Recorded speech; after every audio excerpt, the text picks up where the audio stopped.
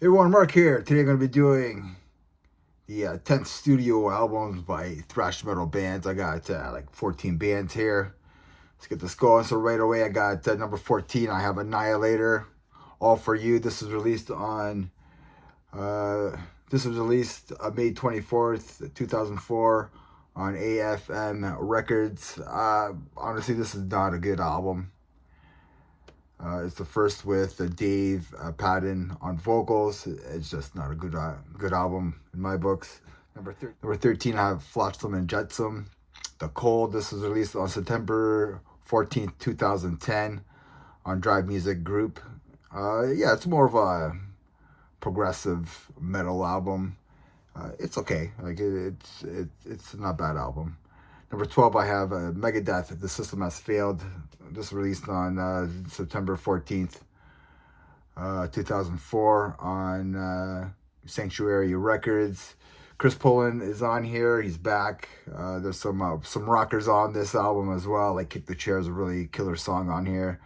The album debuted at number 18 on the Billboard 200. It's a good album by Dave after he recovered from his arm injury, which almost ended like his playing career and stuff like that. So, number 11, I have Artillery. 10 in Roman numerals has the X there. So this is released on the Metal Blade, released May 7th, 2021. It's their latest album. The Danish Thrashers here. It's not No Inheritance, but still a really good album. Sadly, Morten Stutzer, he passed away back in like 2019, so may he rest in peace. But he ended up completing the album. It's still a really good album. Again, like I said, it's not by inheritance, still a good album. Number 11, I have Artillery. Number 10, I have Sepultura. This is Dante's 21. So XX with the 1. Released on May 14th, 2006 on SPV Records. This is the last album with Igor Cavalera on the drums. Derek Green, this is probably his best vocal performance, the best that he's done since he joined Sepultura at that time. They brought back the thrash on this album as well. I really like this album. I don't have it, but I'm gonna get it one day. One day I'll get it. Number 9, I have Destruction, Devolution. This was released August 29th, 2008 on Candlelight Records. It's a solid German thrash album. It features like 3 guests on here. Gary Holt is on here, and then Jeff Waters is on here as well, and Vinnie Moore from UFO, he's on here as well. So number 9, I have Destruction, Devolution. Number 8, I have Overkill, Necro Shine. Yeah, these New Jersey legends are released. This album was released on February 23rd, 1999 on CMC Records.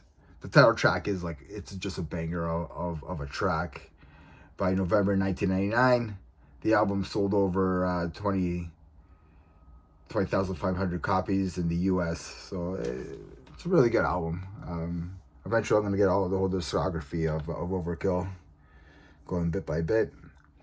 Number 7, I have Metallica's Hardwired to Self-Destruct. This was released on November 18, 2016 on the band's own label, Blackened Recordings. This is like a double album. 8 years since 2008's Death Magnetic. Killer tracks on here. The songs that I like on here are Hardwired to Self-Destruct, Moth into a Flame, Atlas Arise, Spit Out the Bone is another killer track on there. Good album. I think it's a really good album. I like it. Number 6, I have Creator, Violent Revolution. I just did their discography, and this was released September 25th, 2001 on Steamhammer and SPV Records. Yeah, it's a killer comeback album from the band. We went back to their thrash metal roots on here. And yeah, like I said, check out the latest ranking and you could have some more information about this album. Number 5, I have Anthrax, Worship Music. This was released on September 12th, 2011 on Nuclear Blast. This is the return of Joey Belladonna since 1990. It's a really long gap between studio albums. The last one being We Come For You All back in 2003. So yeah, so 2003 to 2011. That's 8 years there. So they came back with the thrash, the heavy metal thrash on this album. So Fight Until You Can't, Devil You Know, In the End, I'm Alive, Crawl is probably my favorite track on the album. Really solid album. Deserves to be in the top 5 of these albums here. Number 4, I have Sodom M16. This came out on October 22nd, 2001 on Steamhammer Records. This is a killer album by these German legends here. The concept is Vietnam War. Among the Weircom is a killer track. I Am the War is a killer track. Napalm in the Morning and more. Just this is an excellent thrash metal album, especially in 2001 when thrash was like making a comeback. Number 3, I have Slayer, Christ Illusion. This was released on August 8th, 2006 on American Records. It was the band's first album featuring all 4 original members in 16 years. Yes, Dave Lombardo is back since Seasons in the Abyss in 1990. So it's just really cool to have everybody back there. The album hit number 5 in the Billboard 200. It won a Grammy Award for the songs Eyes in the Insane and Final Six. The artwork is done by Larry Carroll, who did Rain and Blood, South of Heaven, and Season in the Abyss. The band also wanted Rick Rubin to do the production, but he was like way too busy to get involved, so that was the only member that I guess didn't come to do this album, which would have been cool. Number 2, so Out of Trouble, almost number 2. They're almost even, but I went. So number 2, I went with Testament, The Formation of Damnation. This was released on April 29, 2008 on Nuclear Blast. The return of Alex Skolnick and Greg Christian, who plays bass. This is the time, and this time Paul Bostaph is on the drum kit on here. This is just a monster of an album. More Than Meets the Eye. The Evil Has Landed, the title track, and more. Just a banger of an album.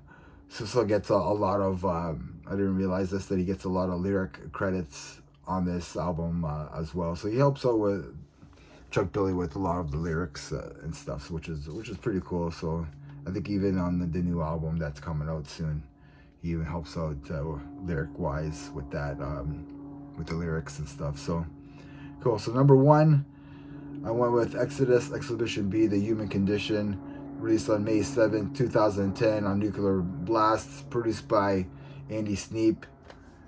And Andy Sneap produced the Testament album, Formation of Damnation, as well. Rob Dukes is on vocals on here. He got fired in 2014, but he got rehired again, so he's back. So I'm really excited about the new album with Rob Dukes on it, because like he's my favorite Exodus vocalist. And yeah, this album just rules. I've been listening to Rob Duke's era of Exodus a lot. I think that's why I picked this number 1, because I've been listening to a lot of Rob Duke's era, and this album just like, yeah, I was listening to this album a lot, so that's why I picked this as my number 1. You know, but you can't deny Testament's The Formation of Damnation. But yeah, let me know what you think of the 10th studio albums by thrash metal bands. And remember, everybody, metal never dies. Cheers.